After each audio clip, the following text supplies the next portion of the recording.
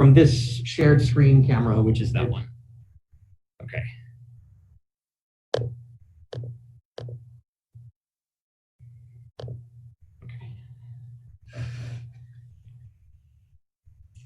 All right, let's see. I have 8 participants online, 2 of which are me, and I have 3 people in the room, so that sounds like most of the class.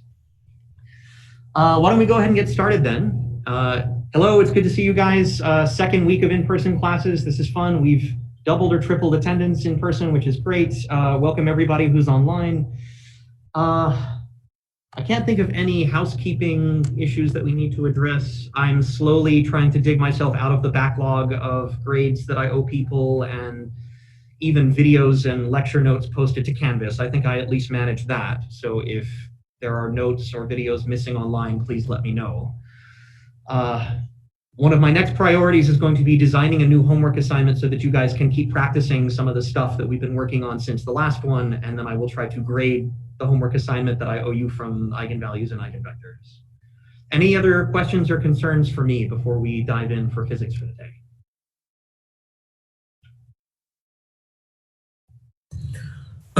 When would we have the midterm, Dr. Siebert?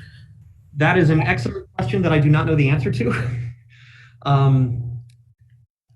It's definitely going to take me a couple of weeks to get caught up on assignments so far and design the midterm. The way things are going, it seems to make sense to me to try and plan a midterm after we finish chapter 2, so that we have sort of one exam on linear algebra and classical mechanics, and then I can put all that together. So it's looking like towards the end of the month. I've been informed about the exam schedule for some of the other grad classes, so if you have other scheduling concerns that you would like me to try and avoid when planning the midterm, let me know and I will try to factor that in. I don't want to overload you guys. So I don't have a concrete answer for you yet, but I'm working on it. Sorry. Anything else before we get started? Okay, great. All right, in that case, let me share screen. Oh, actually, I should throw this open to the class. I was asking the few people who are here in person what you guys think about the online notes through OneNote versus trying to do a simulcast from the classroom. So I've logged in here, and there are 2 cameras, one which is showing the Blackboard. I tried it last week in Math Methods, and it worked pretty well to draw directly on the Blackboard and use the simulcast camera to show what's on the board. I also figured out that I'm just an idiot and need to replace the battery in my pen so that I have to stop cursing at my computer when it's really operator error. But if you guys have strong feelings one way or the other about whether you would prefer, me to share screen and write on the tablet the way that I've been doing, or if it would work better for you to try it on the Blackboard, send me an email or let me know and we can experiment until we find something that works best. Okay, I think that's it. So for now, I will try out my fancy new battery and see if I can make it through the class without saying something that will get me fired.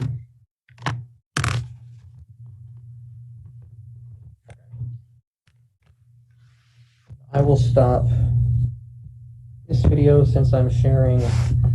I think you should still be able to see from the webcam. So, previously,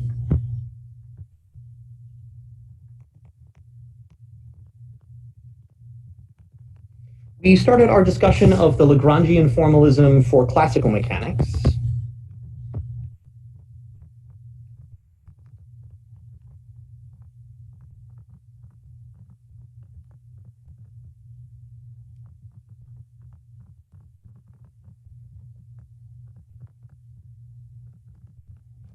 And the philosophy of the Lagrangian formalism is to take Newton's equations and the solution to Newton's equations and recast them as an optimization problem. So we formulate as a minimization, or more precisely an extremization problem.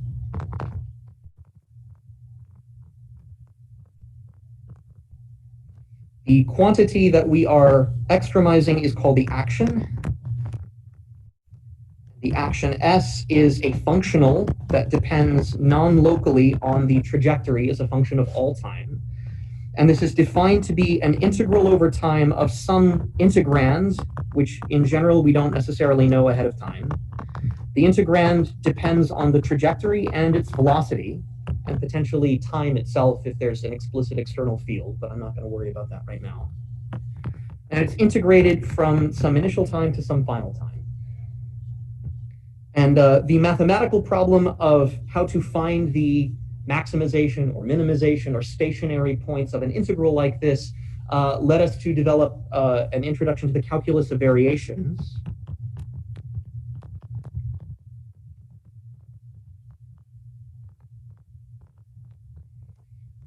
Where we considered a solution x of t, which was x classical of t plus some unknown deviation function, delta x of t. And that led us to find the stationary points, or the stationary solution, such that the variation of the integral for any deviation function delta x was equal to 0. And this stationary condition of the action led us to the Euler-Lagrange equations.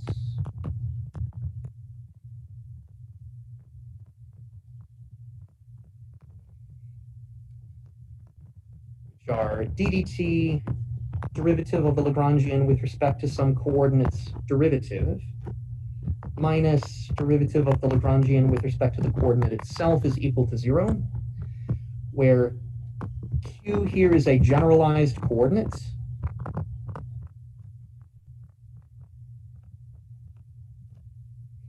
And this equation has the form of Newton's second law, where we identify this derivative as the canonical momentum.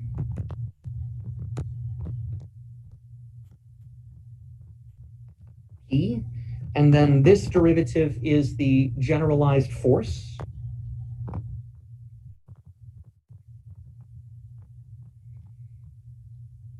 So that the solution by construction, the solution is something that looks like Newton's second law, where we have dp dt equals, excuse me, I'm going to screw up this minus sign over and over again, and I really need to be careful.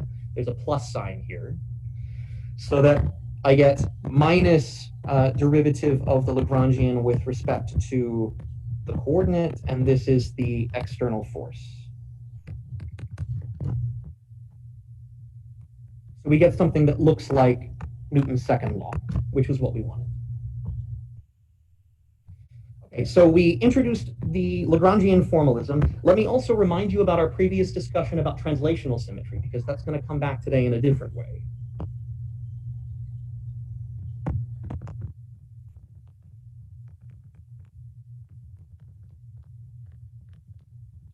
Translational symmetry.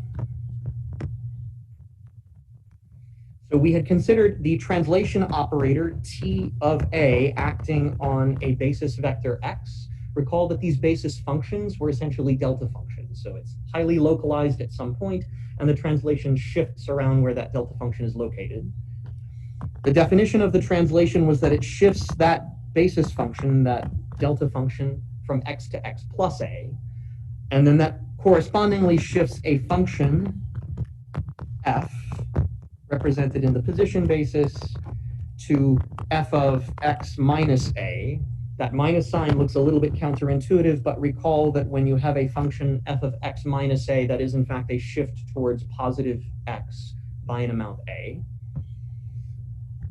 We also argued, based on the group theory of translations, that because they had an additive group rule, T of A1, T of A2 is equal to T of A1 plus A2, that this allowed us to write them in an exponential representation where the object in the exponent is independent of the amount of the translation.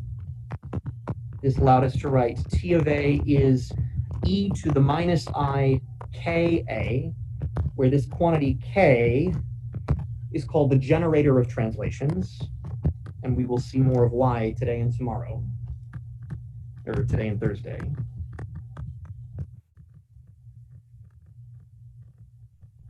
The generator of translations, and we saw that this generator is essentially a derivative operator. if I take that operator k and I allow it to act on some function f and project the answer onto a position representation, that this is equal to minus I df dx. And this is what lets us write t of a acting on some function f as e to the minus I k a f. And based on what the generator k does, this is equal to e to the minus a times the derivative ddx acting on f of x. And if you expand the Taylor series of f of x and you let the derivatives act on it, you see that this in fact gives us f of x minus a as desired. So this was all stuff that we had discussed previously in the context of linear algebra and function spaces.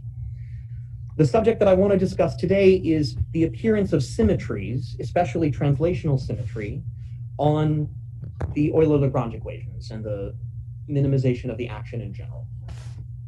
So we'll see if we get far enough to actually arrive at this today, but the goal is to derive Noether's theorem.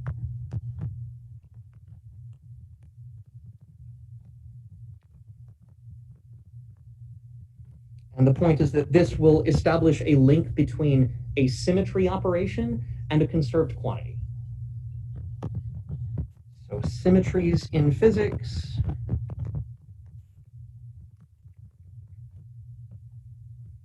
have a one-to-one correspondence with conservation laws.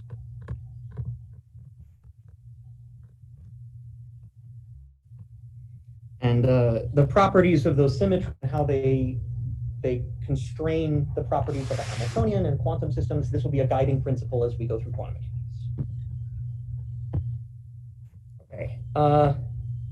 Any questions on the stuff that should hopefully be ringing bells in your memory? Translations and the Lagrangian formulation. Okay. So if the goal is to discuss symmetries, then the Euler-Lagrange equations themselves make that very easy for the case when the Lagrangian is independent of a coordinate. That's probably the simplest appearance of a symmetry in a conservation law.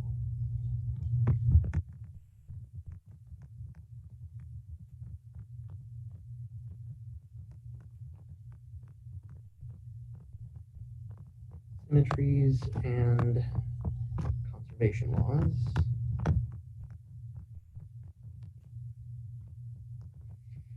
So these are referred to as cyclic coordinates, and this happens anytime you have a Lagrangian that is independent of one of your variables.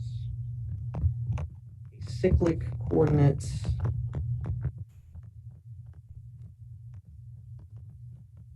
is one which Lagrangian is independent of.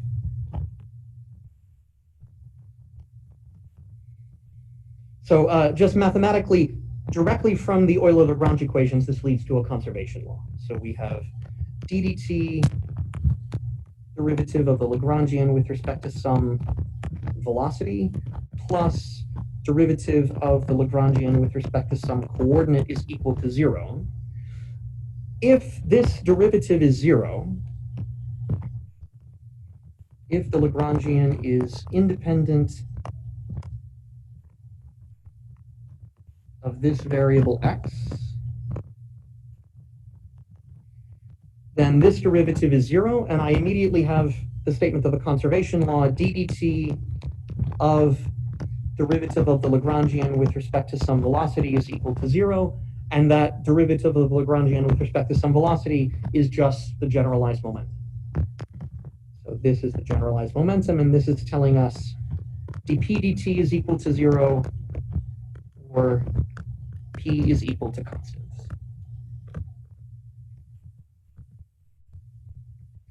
So this is sort of the trivial implementation. Anytime your Lagrangian is independent of some coordinate, the generalized force associated with that is 0. And if the generalized force is 0, then it means that the corresponding momentum is conserved.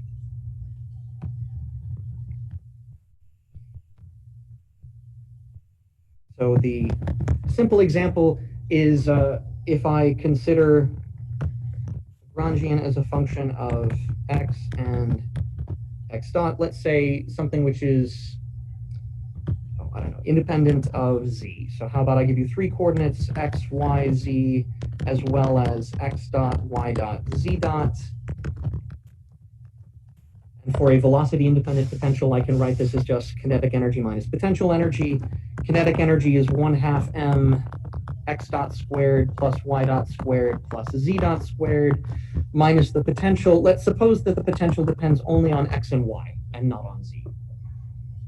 Again, a trivial application is to say for my x equation, d dt derivative of the Lagrangian with respect to x dot minus, I'm going to get that minus every time, derivative of the Lagrangian with respect to x is equal to 0. This gives us a non-trivial equation. So this is d dt linear momentum m x dot is equal to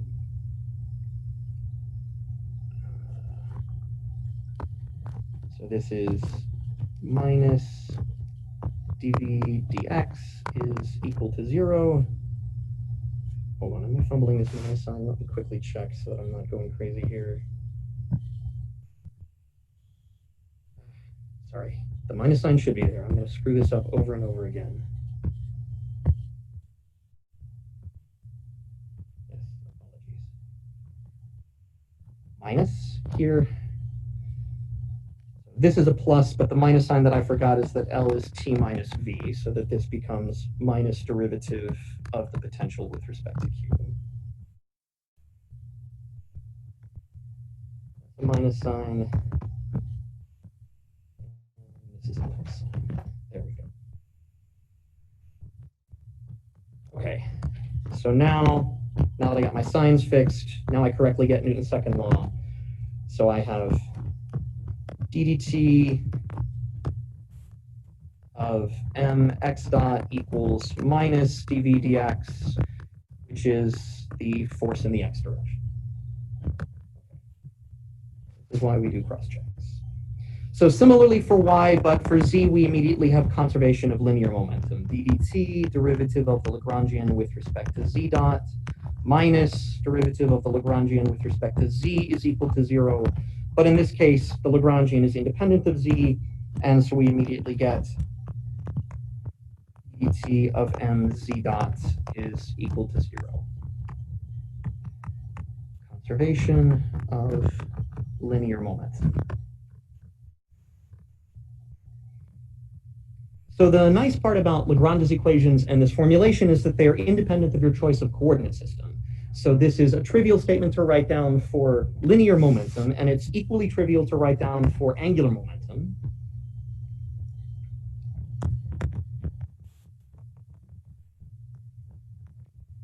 Say for polar coordinates with a radial potential,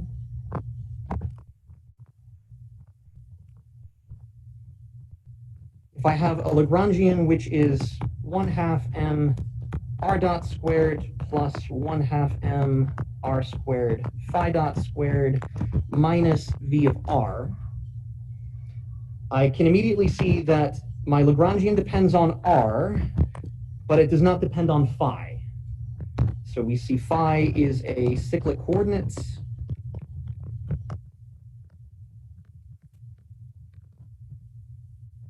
And this means when I write down the Euler-Lagrange equations for phi, derivative of L with respect to phi dot minus derivative of L with respect to phi is equal to 0.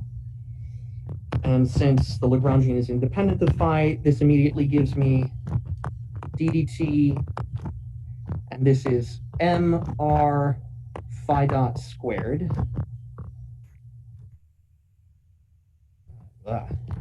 Sorry, this is mr squared phi dot. I can take derivatives, I promise. And this quantity is the angular momentum L equals I omega, where the rotational inertia is mr squared for a point particle, and omega is phi dot. So cyclic coordinates and the statement of conservation of momentum is really a statement about translational symmetry. This is saying if my potential does not depend on a coordinate such as phi, then when I take phi goes to phi plus delta phi, nothing changes. That's equivalent to saying that this derivative is 0. So there's a direct connection between translations and conservation of momentum.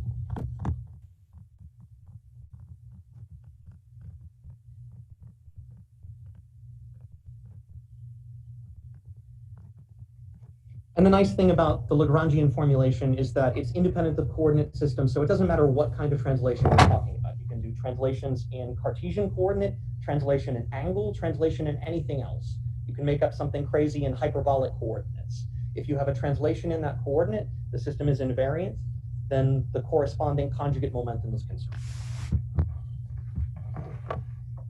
So the problem with this is that the answer is only trivial with a cyclic coordinate if you already had the foresight to choose the best coordinate system. And usually that's not the case. So cyclic coordinates make a symmetry manifest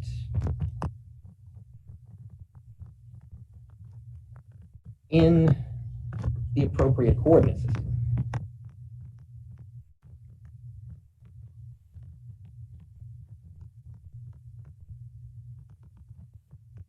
So what do you do if you don't know a priori what the best coordinate system is?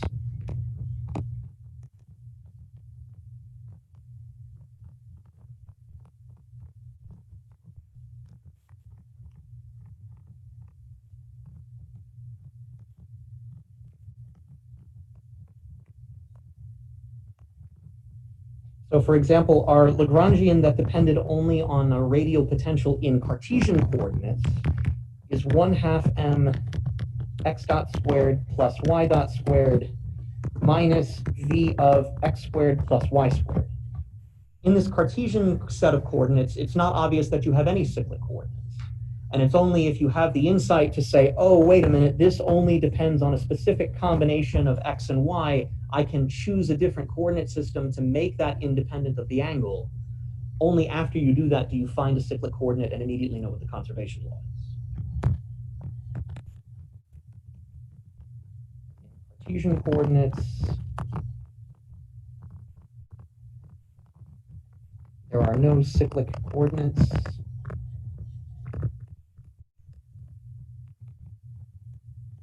So you need either the foresight, the insight, to choose polar coordinates.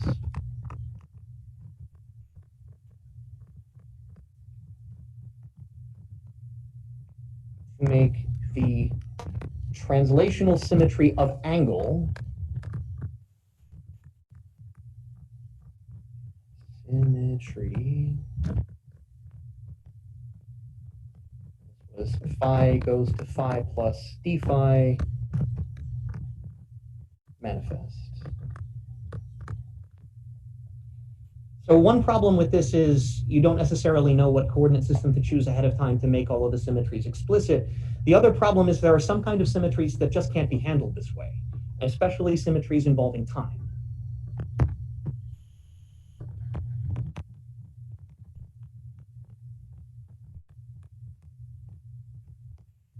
Some symmetries cannot be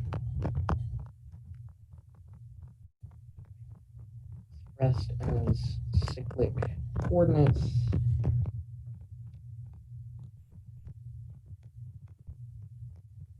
especially symmetries involving time.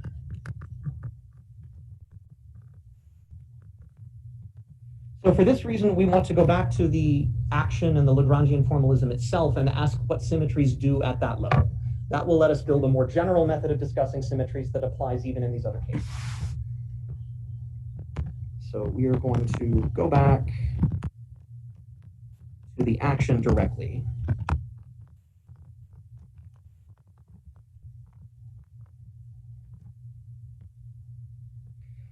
So let's start by considering the case of translations for which we already know the answer.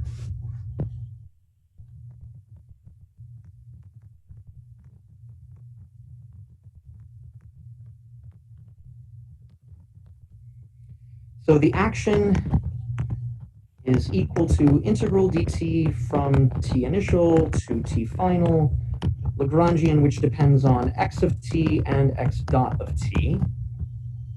So my picture to go along with this is I have time on the horizontal axis, position on the vertical axis.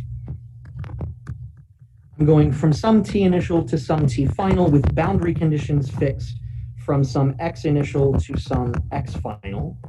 So that means I start off at one point, I get to the other point. The trajectory in between is determined by finding the stationary point of the action. But now I want to change the problem. So let's examine what happens to the action if I shift all of my trajectories by a fixed coordinate. So now let's apply translations, translate the action. So what I want to do is use this translation operator. So we're thinking of t of a when I write x prime of t, a different trajectory, is equal to the original trajectory I started with plus a shift. So if this black curve was my original trajectory, the modified trajectory that I want to ask about is one where I have shifted all of the positions up by some fixed amount.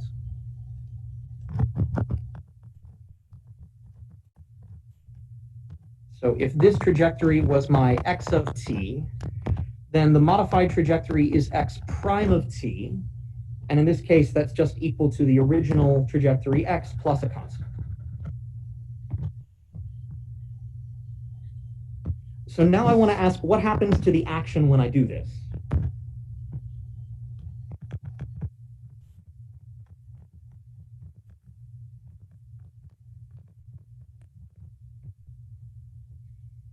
So the modified action I will denote as S prime. This is the action that I get along the modified trajectory, x prime of t. And this is, by definition, the integral over time from t initial to t final. My Lagrangian now along a new trajectory, x prime of t, x prime dot of t.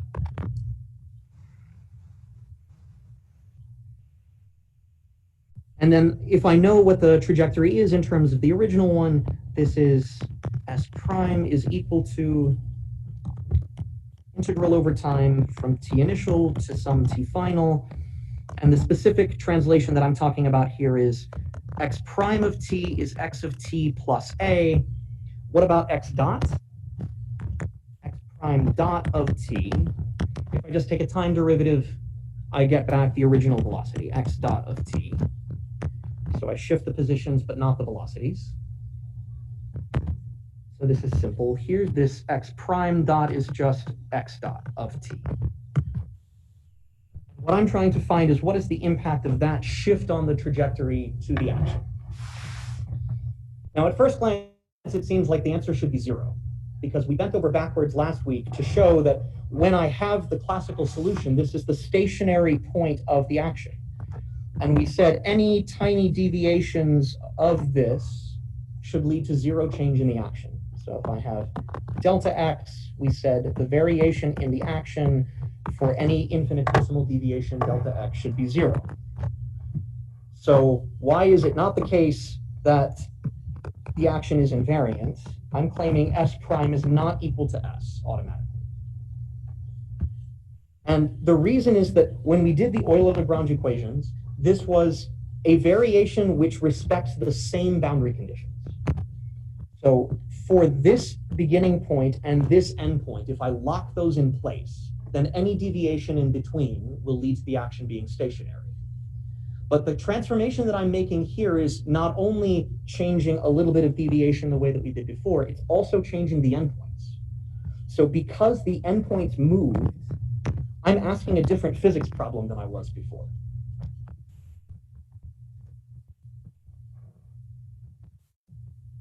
So my claim is that the action has changed, and the reason the action is allowed to change is because the endpoints have changed, and I'm asking a different question. So the unique solution x classical as a function of t is found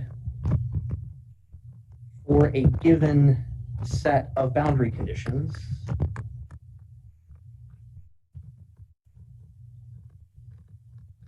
And we've changed those because for the original action S, we were talking about going from x initial at time t initial to x final at time t final. For the modified action, I'm asking x initial plus a at t initial goes to x final plus a at t final. And since I've changed the boundary condition, I've changed the problem. And this is not automatically zero based on what we worked out last time. Different physical question.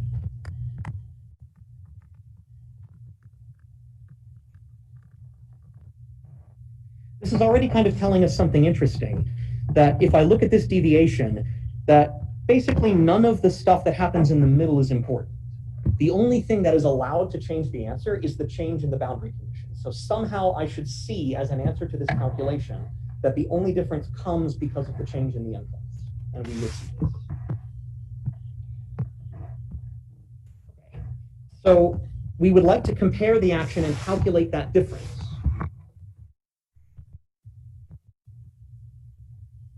If I have a large translation by some macroscopic amount A that's difficult to do, I would need to do some Taylor series expansion that will let me unfold the effect of that change in the argument.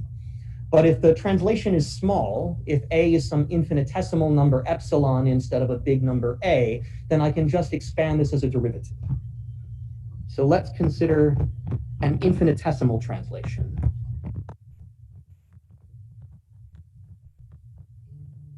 Decimal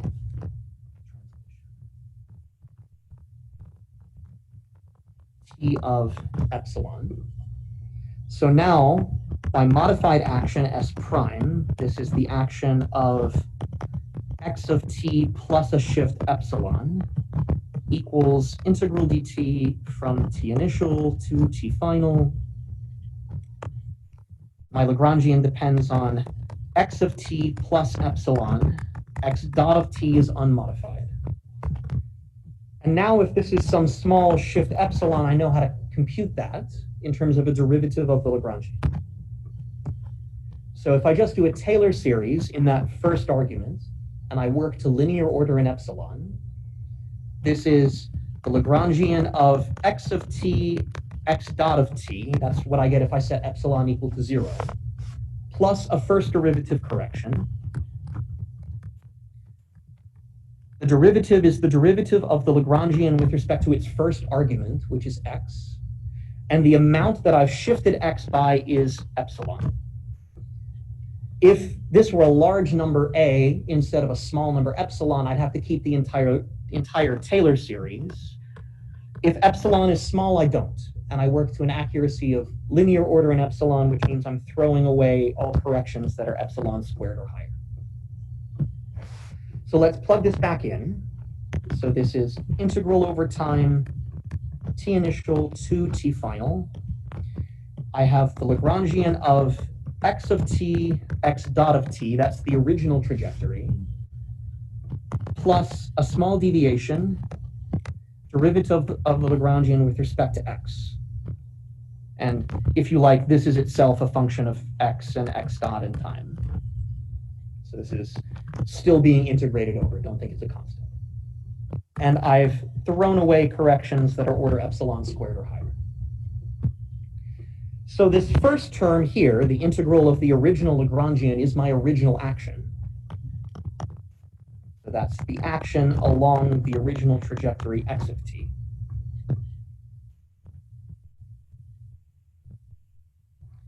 So what I have is S prime, which, just for clarity, this is S of x of t plus epsilon, equals the original action S. This is S of x of t. And the correction to that is order epsilon. And that's integral from t initial to t final. derivative of the Lagrangian with respect to x. This quantity here is related to the difference of the action. So if I subtract this to the other side, this is s prime minus s, by which I mean this is s of the modified trajectory x of t plus epsilon minus s of x of t is epsilon integral dt, t initial to t final, derivative of the Lagrangian with respect to x plus order epsilon squared. If I divide by epsilon and take the limit with epsilon going to 0, then I turn this difference into a derivative. So limit as epsilon goes to 0, s prime minus s over epsilon, by which I mean limit as epsilon goes to 0. This is s of t plus epsilon minus s of x of t over epsilon, and this gives me integral dt, t initial to t final, derivative of the Lagrangian with respect to x. And now if I take epsilon equal to 0, all the stuff that I threw away before is exactly 0. Right? If I remove one factor of epsilon from epsilon squared and then I take epsilon to 0, I get 0. So in the limit, this is exact. Okay, so this is the derivative of the action with respect to this particular symmetry operation epsilon. And there's just one last step, t initial to t final, derivative of the Lagrangian with respect to x. Now that x has gone to 0 and now that epsilon has gone to 0 and I'm on the original trajectory, this trajectory satisfies the Euler-Lagrange equations.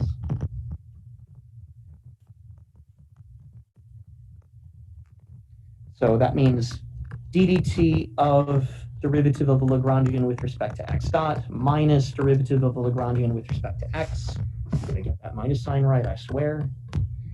So this means that this derivative of the Lagrangian with respect to x is equal to the time derivative of the Lagrangian with respect to the velocity.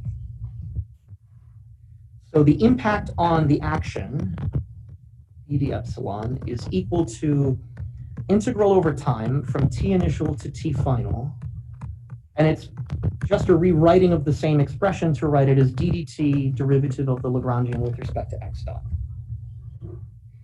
And this form shows the properties that I was looking for.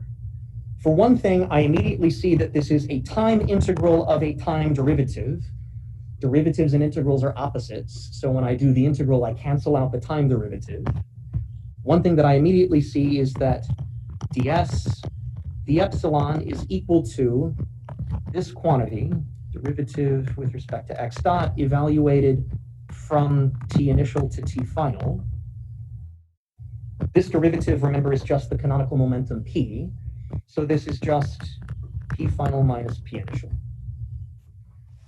So we said the only way that this is allowed to change the action is from the endpoints, and that is exactly what we see. Because this thing is a perfect time derivative, when you integrate a perfect derivative, it's sensitive only to the endpoints. So this is exactly dependent on the value at the end minus the value at the beginning. I haven't said yet that this is a symmetry. I just said I'm going to change the physics problem and see what it does. If translations are a symmetry of the action, then this derivative is equal to 0. So in general, translations change the action.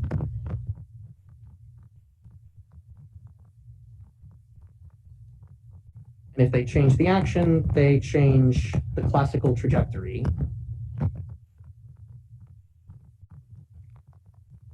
Classical is a function of time.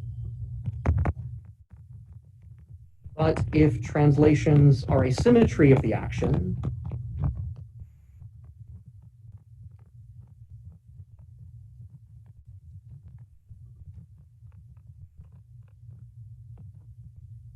then that means that the impact is 0.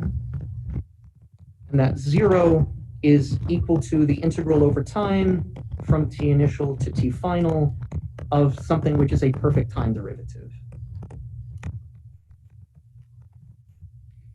And if this expression must be 0 for any limits of integration for any system, then the only way to satisfy this is if the integrand itself is equal to 0. And so this is the form of the conservation law. This is d dt derivative of the Lagrangian with respect to x dot is equal to 0. And we said this is equivalent to saying p equals constant, that your momentum is conserved. We do recover the same answer that we got before in a more general way. It's also worth noting, if I go back to this form,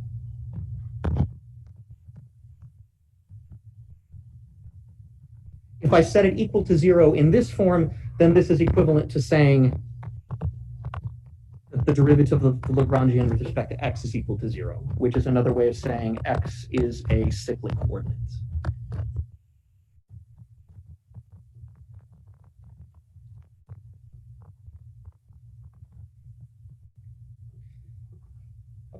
So we recovered the same answers that we had based on the elementary discussion of translational symmetry and cyclic coordinates, but we've done it now at the level of modifying the Lagrangian and the trajectory and studying the impact on the action. And we can do this for a much more general class of transformations. Any questions on this so far? Okay. If that's the case, the thing that I want to tackle next are time translations.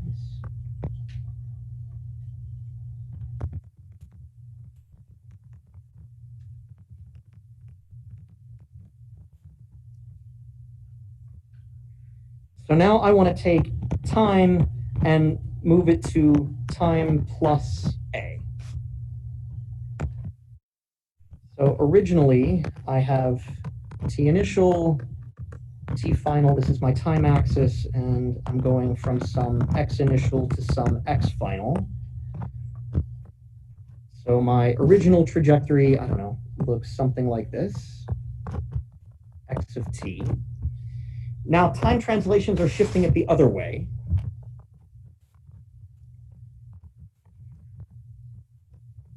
T initial plus a, t final plus a. And so again, the endpoints move. Since I've changed the endpoints, I've changed the physics problem. This is x prime of t. It's extremely important to set up this mapping correctly, as I found when I spent hours trying to work this out yesterday before I found where my minus sign mistake was. It's important to write down, so x prime of t, the modified curve, the value that I get for x prime at a given point is the same as the value that I had for x, but the time has been shifted. So x prime of t plus a is equal to x of t. Another way of saying this is x prime of t is equal to x of t minus a. So make sure you get this right. Again, this is that rightward shift. It looks counterintuitive, and if you screw it up, you will drop the minus sign and wonder why it's going wrong. But if you remember it, then maybe we'll get it to work the first time. So the transformation that I want to make to the trajectory is this one. So x prime of t equals x of t minus a. Note that this has changed my boundary conditions. Okay, before I write the boundary conditions, let's write the derivatives so we get the velocity. X prime dot of t. If I take the time derivative, the a doesn't affect it because it's just a constant shift in time. There's no extra contribution from chain rule. But you do still have to remember that that velocity is still evaluated at a different time. It's x dot of t minus a. No extra factors, but there's still a time shift. And the new boundary conditions, so we have x prime of t initial plus a is equal to x of t initial, and this is my value xi. So that is this statement. And similarly, x prime of t final plus a is equal to x of t final, and that's x final. So this is where things change qualitatively from the previous discussion. because now when I set up the modified action, S prime, I'm integrating dt, but over now different limits. So this is L of x prime of t, x prime dot of t. The time range is now going from t initial plus a to t final plus a. And this is not something that you can straightforwardly implement by cyclic coordinates. So to write it all out, this is integral dt, t initial plus a, t final plus a. Your Lagrangian is position at shifted time, velocity at shifted time. So now we want to calculate the impact on the action. So again, let's consider an infinitesimal time translation.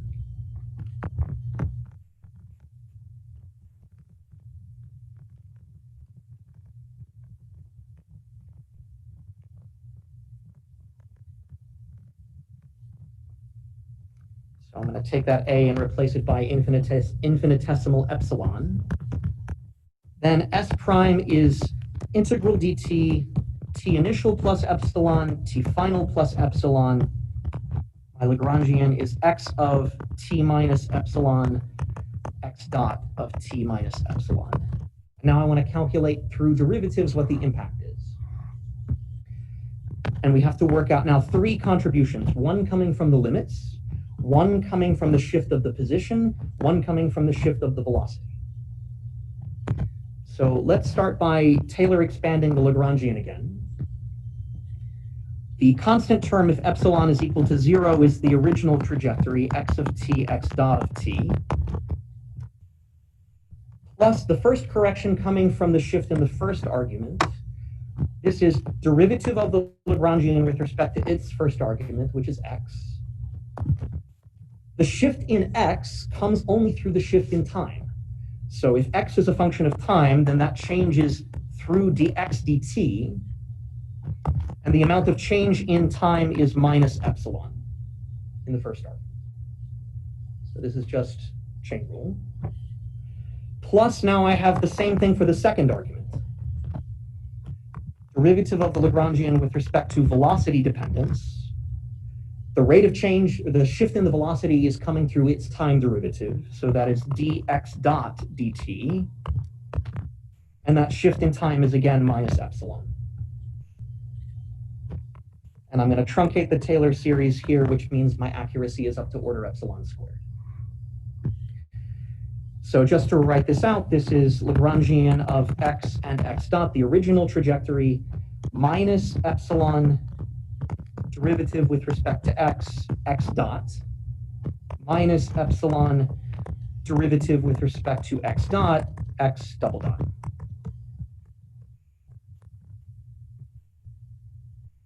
So a little bit more complicated than the first example because now we have to include the change in the velocity as well, but not too different.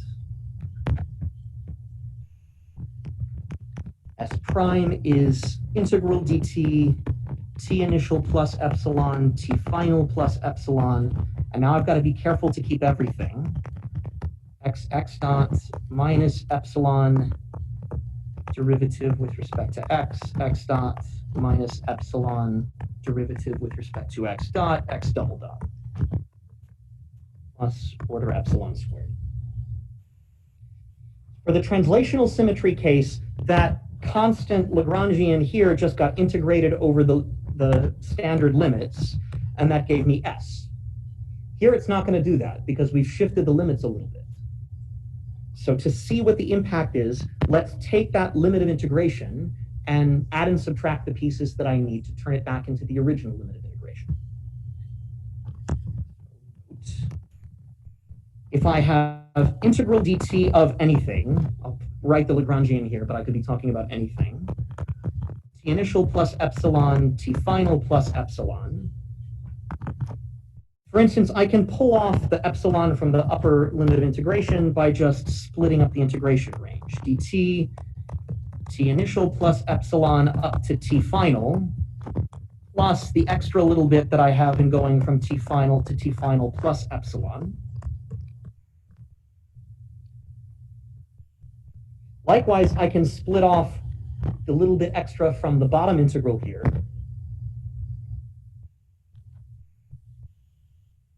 Sorry, there should be an equal sign here. So the original integral is t initial plus epsilon to t final plus epsilon. I split off the extra range of integration coming from epsilon in the upper limit.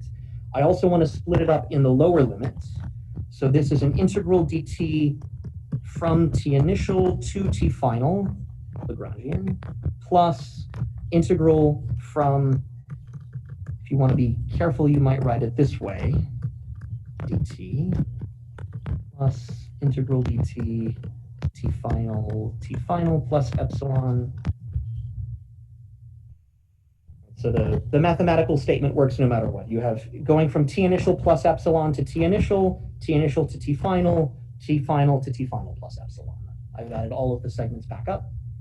And I'm just going to flip the order of integration here. If I flip the limits, I generate a minus sign. So this is minus integral dt from t initial to t initial plus epsilon. So hopefully this manipulation of limits of integration isn't too alien to you guys. The point is to take the original integration range that gives me the original action and express the corrections to it. So this is plus integral dt from t final plus epsilon minus the integral dt t initial plus epsilon. So this is clearly the original action S, and both of these things are clearly small. They have to be order epsilon because I only have a little bitty tiny window that I'm integrating over, right? I'm going from, let's pick t equals 0. This is going from 0 to epsilon. That's a very tiny window of integration. Since it's a very tiny window of integration, my Lagrangian is basically constant over that itty bitty tiny window of integration, and I can pull it out. So what this is doing is it's essentially saying I have a little width epsilon, my range of integration, and the value of the function is essentially constant there. This is the Lagrangian of x of t final, x dot of t final. Same thing is true for the other endpoint, minus epsilon Lagrangian. Now this is evaluated at t initial, x of t initial, x dot of t initial. So we've teased out the impact on the endpoints. So to plug it back in, I have S prime equals, now the first term is the original action S, plus epsilon, and this is Lagrangian of x final, x dot final, minus epsilon Lagrangian of x initial, x dot initial, plus the other correction that we calculated. So minus epsilon integral dt. Now my limits are still messed up here. Final plus epsilon derivative of the Lagrangian with respect to x, x dot, plus derivative of the Lagrangian with respect to x dot, x double dot. And the accuracy of this statement is up to order epsilon squared. So I'm happy with this. I'm happy with this. I'm almost happy with this last term, except for the fact that I also have epsilon in front and I have epsilons up in the limits. So if I was going to be careful, I would have to do exactly the same thing again and take those limits of integration and split them up and consider the impact of shifting them a little bit by epsilon. But since I'm only working to order epsilon squared accuracy, I don't need to worry about that here. This term is already order epsilon just from the prefactor alone. Before I even worry about what the limits do, this is already an order epsilon correction. So if I do this, right, if I go back here, the correction will be proportional to another factor of epsilon. So I'm trying to argue that this is already first order small, so I don't need to worry about that second effect. If I tried to keep it, that second effect would be order epsilon squared, and that would just disappear into my uncertainty. So up to linear order in epsilon, what I have is S prime equals S plus epsilon, and I'll write this as Lagrangian final minus Lagrangian initial minus epsilon integral dt from t initial to t final derivative with respect to x dot plus derivative with respect to x dot, x double dot, plus order epsilon squared. So now I'm almost done. Again, I subtract the original action, divide by epsilon, and take the limit epsilon going to 0. So that converts this to a derivative. Derivative of the action with respect to that parameter epsilon is equal to final Lagrangian minus initial Lagrangian minus integral over time, t initial to t final, derivative with respect to x dot, plus derivative with respect to x dot, x double dot. This is almost the final answer, although it doesn't look like it. Recall what we were aiming for before. When we did the case of translations, the final answer was to say the impact on the action is an integral of a total time derivative. So if this is the final answer or something close to it, I want to know, can I express all of this as integral over time ddt of something? And if so, what is that something?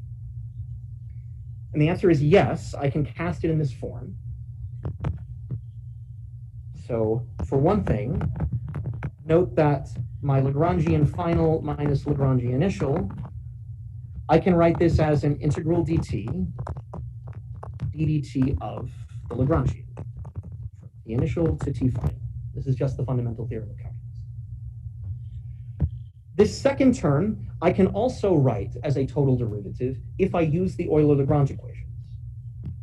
So this gives me ds d epsilon equals integral dt dl dt, t initial to t final, minus integral dt from t initial to t final.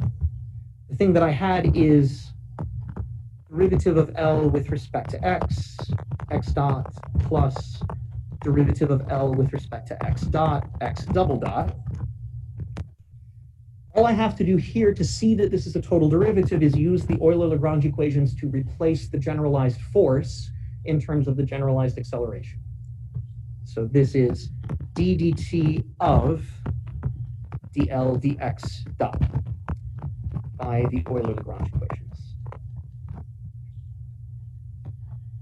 And when I plug that in, the quantity in brackets becomes d dt dl dx dot times x dot plus dl dx dot times d dt of x dot.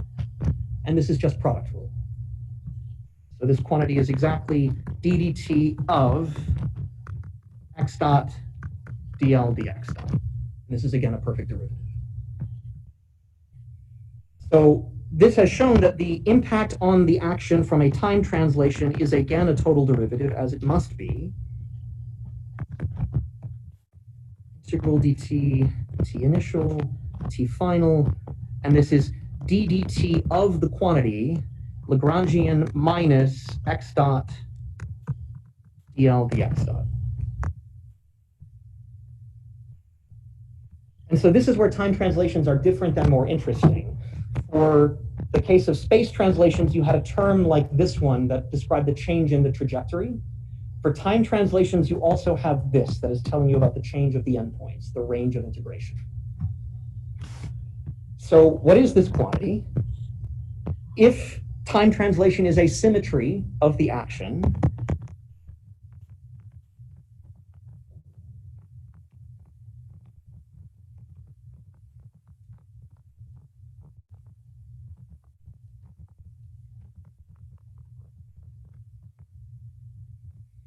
then that derivative with respect to epsilon is equal to 0.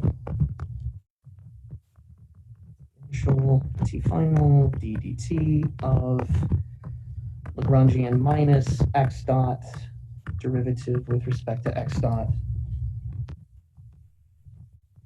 And again, I set the integrand equal to 0 to ensure that this is always true. So this is giving me a conservation law.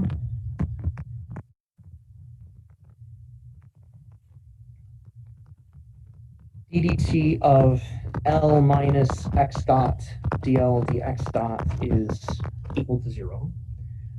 It is more common to change this thing by a minus sign. If this thing is constant, then negative of that thing is also constant.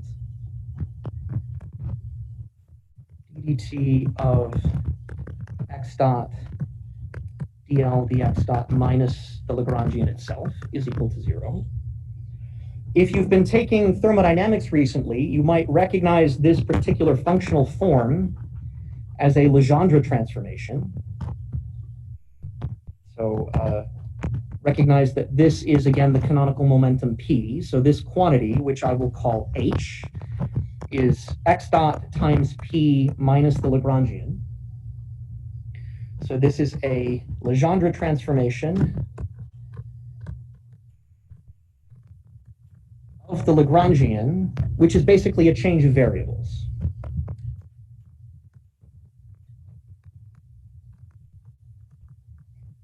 And it changes from describing the velocity to describing the canonical momentum instead. So this quantity is, of course, the Hamiltonian. The Hamiltonian is the generator of time translations.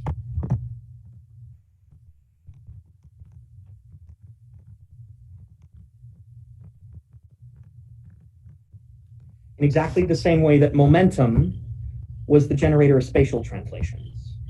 So momentum was the conservation law that came out of translational symmetry. This funny object called the Hamiltonian is the conserved quantity for time translations. And of course, the last step is to recognize that this expression is equal to the energy. So if my Lagrangian is equal to T minus V, so for instance, in this one-dimensional case, this is 1/2 m x dot squared minus V of x, then the Hamiltonian, which governs time translations, is x dot p minus the Lagrangian itself.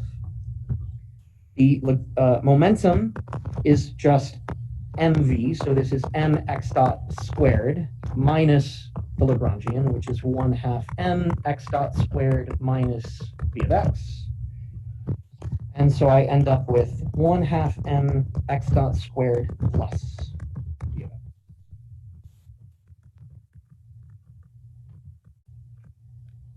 Total energy.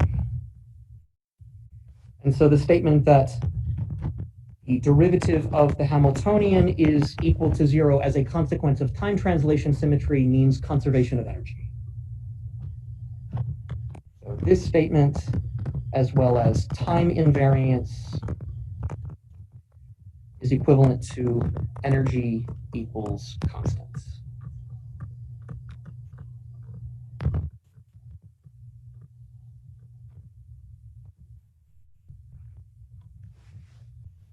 Okay, so I see I only have 10 minutes here, so I should probably decide where I'm going to cut this off. Any questions about the derivation on time translation invariance? I wanted to construct it this way, where the Hamiltonian falls out of the discussion of time symmetry instead of just handing it to you and saying, this is the answer. So I guess places that I'm going to go after this. This is what I hope to use to set up Lagrangian, the difference between Lagrangian and Hamiltonian mechanics. So now that we've introduced the Hamiltonian, we can reformulate classical mechanics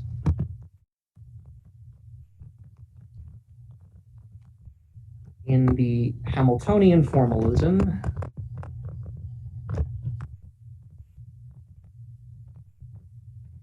And this is just a reformulation because we said the Hamiltonian is just a Legendre transformation of the Lagrangian. If I can formulate all of the physics in terms of the Lagrangian, the Hamiltonian is just a change of variables.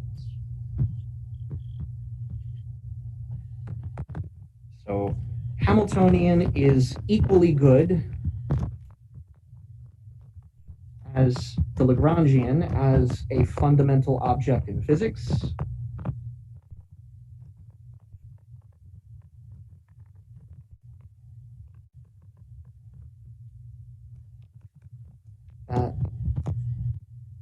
Legendre transformation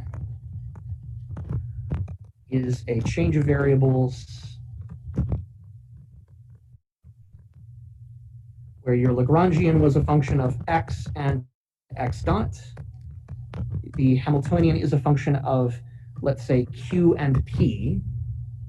I guess if I'm being fair, I should call this q and q dot for a generalized coordinate. Another nice feature of the Hamiltonian formalism is that whereas the Lagrangian setup is a second-order differential equation, the Hamiltonian formalism is first order. Now, nothing is free. The Lagrangian formalism is second order in n variables,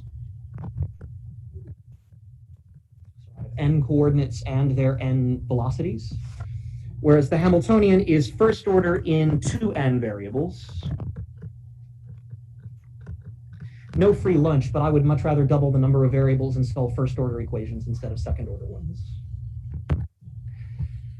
The other point that I want to make is that the Hamiltonian plays a special role for time, and that makes it very advantageous when doing non-relativistic quantum mechanics.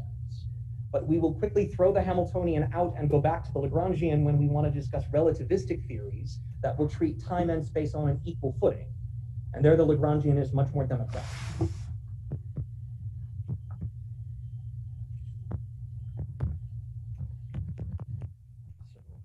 Because the Hamiltonian has a special role in generating time evolution,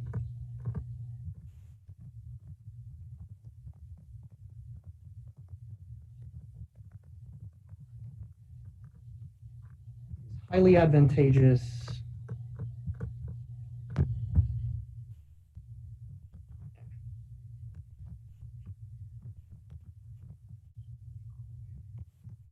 to use for non-relativistic quantum mechanics.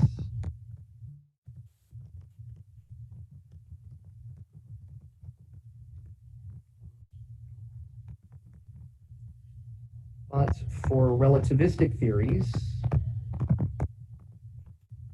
especially relativistic quantum field theories,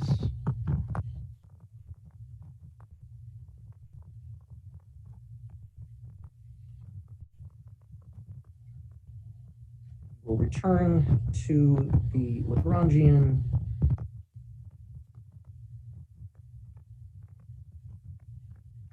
which puts space-time on an equal footing.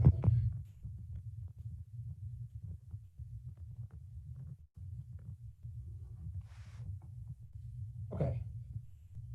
So this is sort of the long-term goal. This is probably a half a class or a full class ahead of us before we switch completely to the Lagrangian setup. The other piece that I wanted to give you is an explicit construction of Noether's theorem.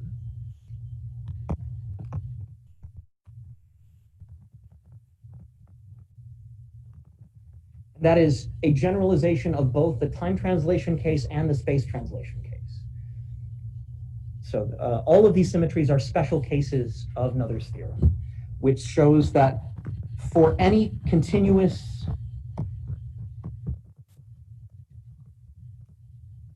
where, if I'm being careful, by continuous I really mean differentiable symmetry,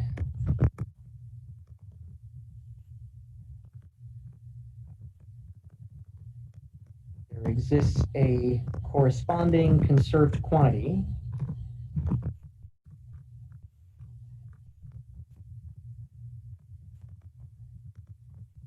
and that conserved quantity is the generator of the symmetry translation itself.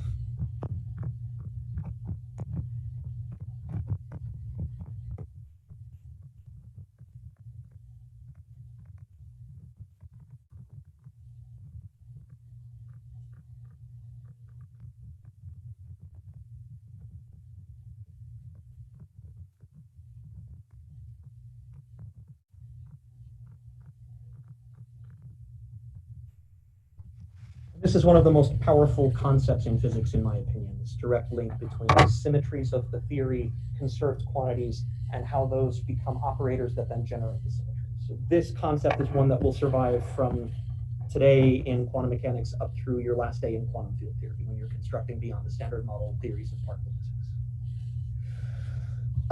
I don't think I'm going to start the derivation of Noether's theorem in 3 minutes, so why don't we call it off here? Any questions or comments from you?